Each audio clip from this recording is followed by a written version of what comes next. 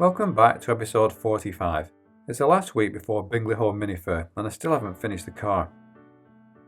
Having agoraphobia and preparing a car for a major car show isn't the best combo, and I could tell Dennis was concerned, but I told him that I was fine.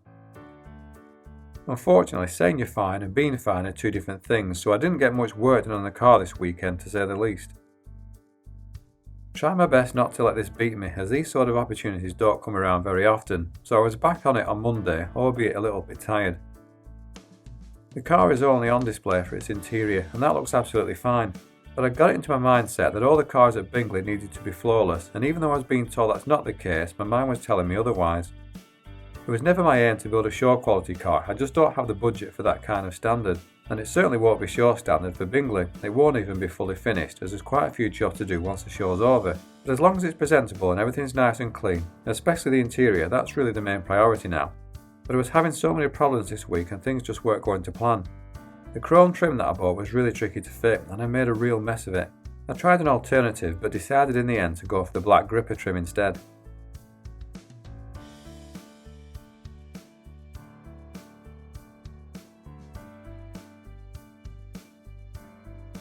I had the heater panel to finish, and I also bought a new gear knob for the car, which I thought was more suited to the theme.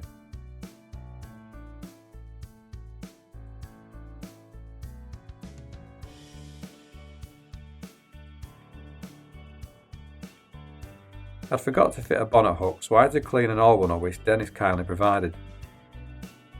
Although the interior looked finished, the plan was to fit a bespoke dashboard, but it never arrived, and I think this could now end up being a permanent fixture, which I'll eventually need to wire up properly.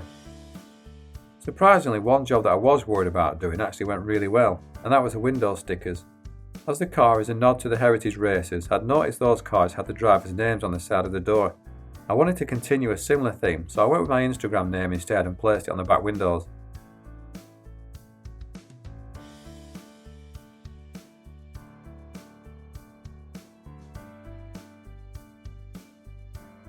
When the gripper trim arrived, it was a doddle to fit. I was thinking this would be a temporary solution, but I might just leave it as it is now.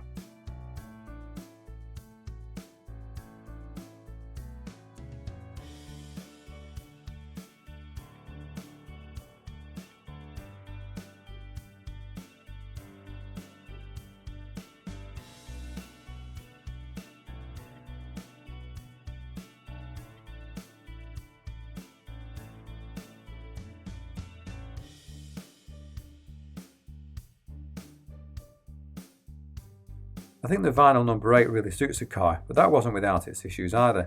Unfortunately, the vinyl was creased after being rolled up when it was stored, and it wouldn't come out. So this might be something I'll look at having redone once the car is able to be driven to the signers.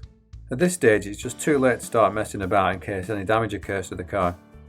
The plan was always to finish the car and then take it back to the paint shop to have any scratches, chips and blemishes sorted, but it's still a few weeks away from being finished, so unfortunately that's not happened. This means that whilst it's perfectly fine to showcase the interior, the actual car itself isn't quite finished, and I think that's where I was feeling the added pressure. I guess now my biggest concern is whether or not I'll actually make it. Arrangements have been made to ensure that the car arrives with or without me, so that's one less thing to worry about. But whilst I'm usually quite happy just to shy away from life in general, this feels like one of those experiences that I can't miss out on. So I've got my fingers crossed that I'll be there, even if it means being pushed around on a hospital trolley.